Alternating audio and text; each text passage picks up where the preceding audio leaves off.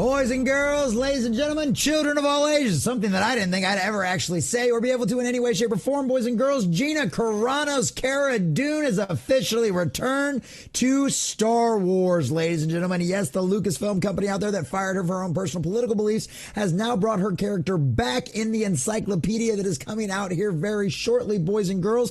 And the funniest part about this is that Gina Carano's Cara Dune is predominantly in the book, while any inclusion of any characters from the Acolyte is completely and totally not in this encyclopedia, ladies and gentlemen, and that is absolutely hilarious because I don't know what's going on inside of Disney Lucasfilm, but boys, oh boys and girls, this is something different than I don't think any of us ever expected. Because normally you would have thought that they would want to completely and totally ignore her with everything going on with the trailer and the fact that they fired her and completely and totally wrote off her character with some BS absolute line. You'd think they want to completely and totally erase her from anything involved in Star Wars. So I don't know if this has to do with the lawsuit. I don't have to do with the fact that she was such a predominant character in The Mandalorian or what, but at the end of the day, Cara Dune is back in Star Wars literature, boys and girls, and that has got to be making Kathleen Kennedy and all of the rest of the little woke psychopaths over there at Lucasfilm absolutely fume with fury, ladies and gentlemen, and that is absolutely hilarious. So we're going to check out this article from thatparkplace.com, getting all of the juicy details, but before we do, if you do enjoy our content, hit that like button, share with all your friends, and subscribe or follow if you have not already, boys and girls, because we are grinding, we are growing, and I could not do that without every single one of you.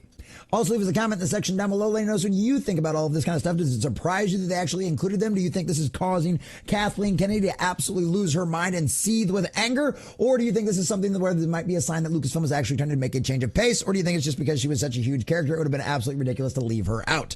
Let us know what you think about all that in the comment section down below. And if you'd like to support the channel, please check out our links in the description as well.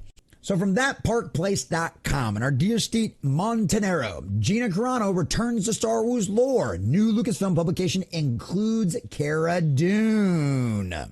To the shock of many, Gina Carano appears in the new Star Wars Encyclopedia published by DK and released this month.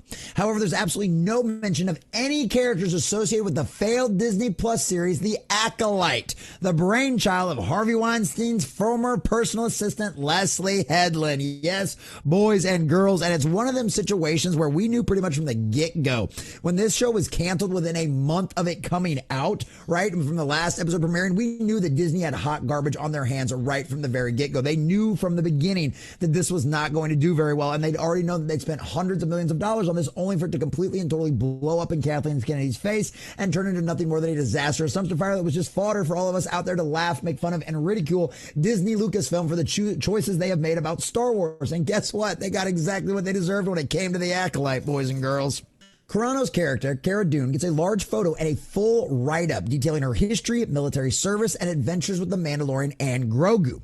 Dune was prominently featured in the first two seasons of The Mandalorian and was set to receive her own spin-off series on Disney Plus called Rangers of the New Republic.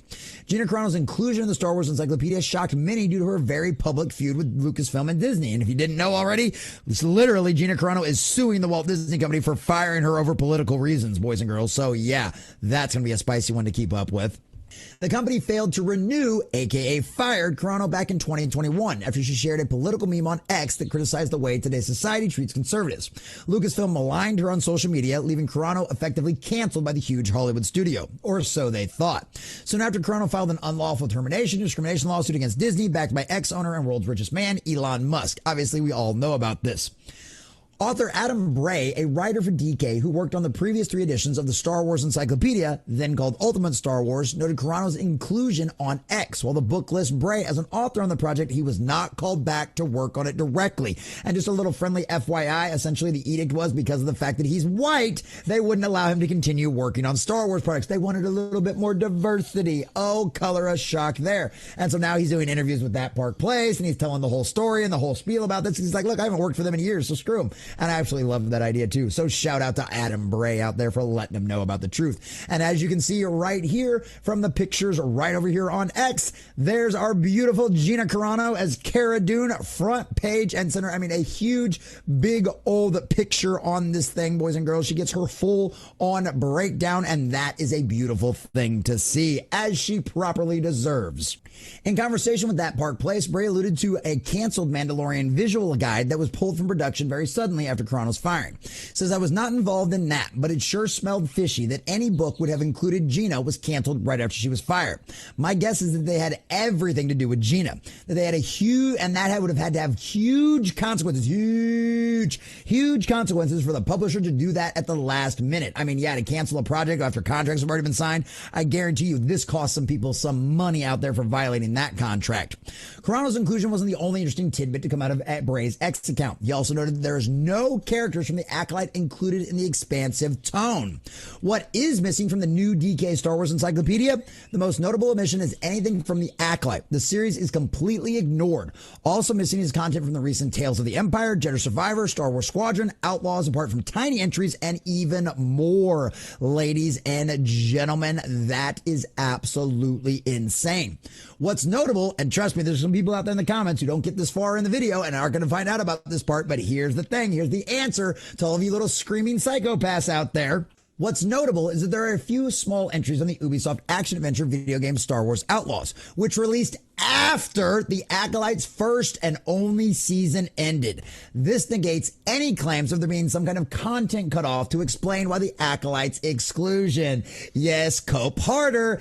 All of you Acolyte fans, the all total like 3 of you out there, literally, no. They knew it was going to be a disaster of dumpster fire right from the beginning and had no desire. They probably already had planned to cancel it right from the beginning as soon as they saw this nonsense, as soon as the powers that be over at Disney actually saw this kind of garbage. So yeah, no, they weren't going to bother because I'd imagine they're going to try to erase Acolyte from the history of Disney Star Wars and never mention it again.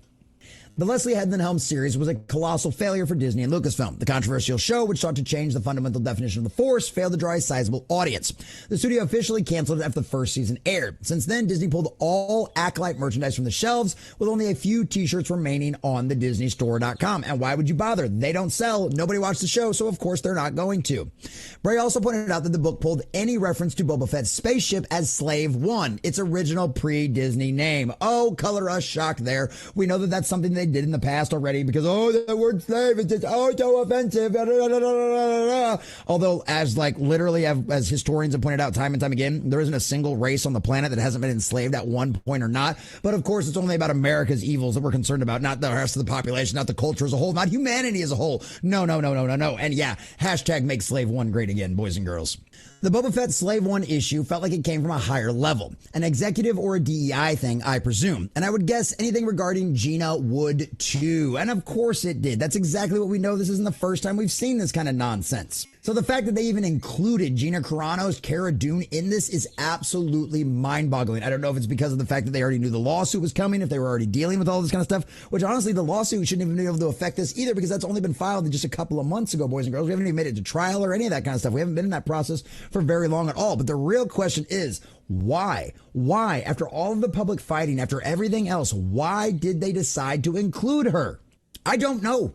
I literally have no idea. It surprised me. I guess it's maybe because she was just such a predominant character during Mandalorian season 1 and 2 that you couldn't help but actually add her in. Or maybe are things actually changing over at Disney Lucasfilm? No, I doubt it. I really don't think that's the case in any way, shape, or form. As long as Kathleen Kennedy's holding on to the reins of that studio, which as far as we're concerned, she'll probably be there until the day she dies. It's one of those situations where it's literally like they're going to force some kind of change. I don't know if that's the case. We know we've heard of rumors about edicts on high from Burbank about actually making things that'll sell, and everybody knows that Gina Carano is a very popular character inside of the Star Wars lore as Cara Dune. We see what happens every single time she goes to a convention out there. She has some of the longest, if not the longest lines at the convention because fans love her. Star Wars fans absolutely love her. She's a bright spot. She's a beautiful woman and she takes no garbage from anybody, even a corporation like the Walt Disney Company. And boys and girls, the fact that they added to her this is absolutely surprising, absolutely mind-boggling. And I don't know, maybe it means a change in the wind. I doubt it. But at the end of the day, I'm glad to hear that Gina Carano's character of Cara Dune